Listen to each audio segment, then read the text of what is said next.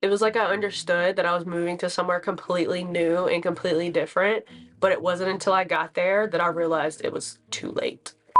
Hi everyone, welcome to my channel. My name is Bree, also known as Honey Bree if you follow me over on Instagram. On my channel, I like to talk about all things motherhood and lifestyle. So if you like content like that, please be sure to hit that subscribe button so you never miss a video from me. This video is going to be dedicated to 5 things I wish I knew before moving to Okinawa, Japan, along with a bonus at the end, so please be sure to stick around. And if you do like this type of content, please be sure to hit that like button. It really helps support my channel and it lets me know that you like this type of content. Starting off with the first thing that I wish I knew, I had no idea appliances were so different and would be so difficult to find until we got here. Before moving over here, we decided that we would go ahead and pack up everything that we already owned. We weren't gonna stress getting rid of any type of furniture. In the back of our minds, we were thinking we didn't know what would be available to us and we didn't know how easily it would be accessible to us to go get if we did need something. So we just went ahead, packed up everything that we owned. Honestly, that was the best thing, I think. There are a lot of things here that are just not available, and there are things here that are available but are different. For example, our bed is a lot higher up off the ground than a lot of the beds that I've seen off base. While there are furniture stores on different bases here that do sell American furniture, Japanese furniture compared to American furniture, there's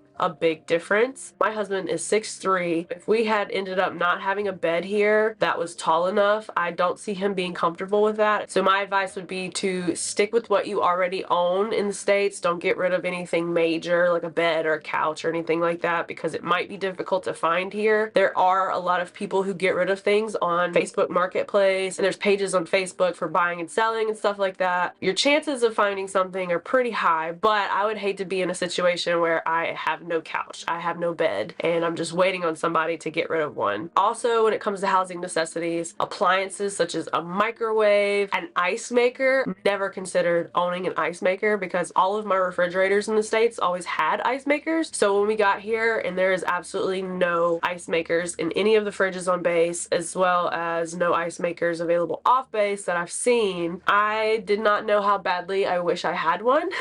If you like ice like I do, I would definitely recommend getting a standalone countertop ice maker of some sort, unless you're, you know, old-fashioned and you want to do the ice trays in your freezer. My problem with that is that it takes up a lot of room, valuable equity in my freezer that I already don't have a lot of space of. Definitely recommend getting a standalone ice maker. Another big appliance here that I had no idea even existed is a dehumidifier. They have these available at the BX most of the time that I've seen, but they're pretty pricey and you have like the choice of 1 or 2. So if you can go ahead and shop for a dehumidifier in the States and have, you know, the availability, the accessibility to shop around and find one that's big and also budget friendly, I would definitely suggest doing that because dehumidifiers here are an absolute must. It is so humid year round, and without a dehumidifier here, you run the risk of things in your house becoming too moist and growing bacteria, and also they don't last as long. That is a big recommendation that I had no idea about before we got here that I absolutely have to share with you guys. I have never lived somewhere where it wasn't humid, so the fact that it is so bad here that you have to pull water out of the air, big red flag. I wish I knew that. This one is parent specific, so if you are planning on starting a family or if you have a young family here and you don't already have a rocking chair, you will have the hardest time finding one because when we moved over here, I had a 4-month-old. We have an outdoor swinging chair that I used in his room, but as he got older, the swinging chair became a hazard and it also takes up just a lot of space. So I moved it out of his room and we started shopping for a rocking chair, and apparently those are non-existent on this island. And that's another thing. Just because you're moving to Japan, this is a very separate island from the main island, and I have not found it too easy to be able to order things from mainland Japan to where we are. Honestly, if you have any desire to start a family while you're in Okinawa, or if you already have a young family where a rocking chair is something that you even think you might want, grab one, grab one, grab one. It's also one of those things I wish I had brought over even if I didn't need it, because you could sell it in a heartbeat. Anytime those things go up on Facebook Marketplace, they are immediately sold. Definitely something something you could profit off of if you were to take advantage of it. Yeah, rocking chairs are hot commodities here because no one here apparently finds those essential. Lastly, when it comes to housing necessities, is a lawnmower. This is something we actually did get rid of when we were packing up and moving over here because we didn't know if we were going to have a yard, how big of a yard, stuff like that. When we first got here, we moved into our house, we have a yard, and we've never lived on base before. So learning that there are guidelines for how well kept you have to keep your yard and stuff like that was new to us. It's kind of like having, I guess, an HOA or something like that. And you will get notices from the housing office if you do not upkeep your yard like they expect you to. I would say having a lawnmower here is definitely a must. And if you want to find one, I think I've noticed that they go mostly on sale over the summertime, which is when we actually moved here, but we didn't move into our house until midsummer. And I don't remember if there was any lawnmowers available to shop for on base specifically, but then when we went off base, the cheapest lawnmower they had was like $600, $700, which is absolutely nuts to me. And I wish I had bought one before I got here just because I know that there are some that I could have easily grabbed and packed and shipped over here for myself. So lawnmower, especially if you're gonna live on base. I know a lot of people who live off base, or they even have towers and stuff like that available for military families that don't have yards, so it might not be a necessity. But again, with the fact that these things are hot commodities and there is low availability for them, once you get here, if you don't need it, it's so easy to sell. If you have one already, bring it with you, and if you don't, I would grab one before you get here. Next on my list of things that I wish I knew before moving to Okinawa, Japan, is the fact that you can get a P.O. box set up before you even get here. This is something I didn't know you could do. I thought you had to be here because we were here for probably 2 or 3 days before we even got a new P.O. box, a new address to have things mailed to here. And living here, you do get a P.O. box on your base. So our mailbox is at the Kadena post office because that is where we are stationed. We have Army friends who are stationed at Tori, and that's where their P.O. box is. But I had no idea that you can get this set up before you even get here, which would have been so helpful. I remember being so stressed out that I did not have a forwarding mailing address. We were moving overseas. I felt like there were things that I wanted to go ahead and get ordered, and I knew it was going to take longer than it did in the States. Once you get your orders and your moving dates, if you haven't already, reach out to your sponsor who is already out here and have them set you up a P.O. box so that way you have a forwarding mailing address. Next on my list of things I wish I knew before moving out here was the phone number options. I did not consider the fact that I might want to change my phone number. I want to say maybe a couple of weeks being here, we both went and got Japanese phone numbers. Then I decided to go back to my US number because I thought that it would be a good idea in terms of security codes, having that US number already on a bunch of accounts. Turns out, for whatever reason, I did not receive security codes like I was supposed to, like, ever. And that was so frustrating to me because that was the main reason why I kept that phone number. And on top of that, I was getting those really annoying phone calls continuously. The fact that they were calling from the United States, they would call me overnight here and sometimes wake me up so frustrating. So I did just recently go back to having a Japanese phone number instead. Depending on who your service you're coming over here with from the United States is, it might be cheaper to transfer your phone to a Japanese number, or it might be a better option to just stay with your US number. Just know that if you do keep that number for the purpose of having those security codes sent to you, there is a very likely chance that they're not going to make it to your phone for whatever reason. I don't know why that is, and it might be more beneficial to go ahead and get a Japanese number. Okay, so the fourth thing on my list of things I wish I knew is the clothing difference. I'm just gonna go right out and say it. From the United States to Japan, the people's sizing is not the same. I can confidently say that Americans are, on average, just larger people in terms of height and in terms of width most of the time. When you are shopping for clothes over here, it is very likely that you're gonna find things that are too short on you. I am 5'5.5", 5'6", and pants are high waters on me. My 6'3" husband cannot find clothes off base to save his life. Any shirt I buy him, it's way too short. He won't even try pants on. When you get over here, if you are looking for new clothes and if you consider yourself to be a larger size person, like